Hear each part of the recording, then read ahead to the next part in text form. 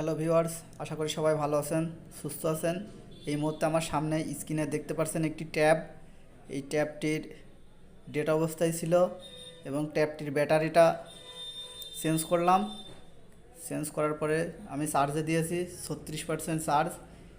ট্যাবটির ব্যাটারিতে ফল্ট ছিল, আগের ব্যাটারিটা একদম ড্যামেজ হয়ে গেছে। আমি একটি ব্যাটারি রিপ্লেসমেন্ট করেছি এবং টেস্টিং অবস্থায় রেখেছি।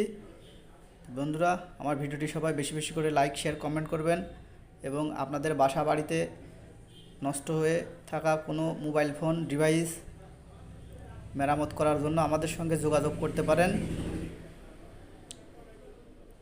ডিসক্রিপশনে নাম্বার দেওয়া থাকবে, সবাই যোগাযোগ করবেন।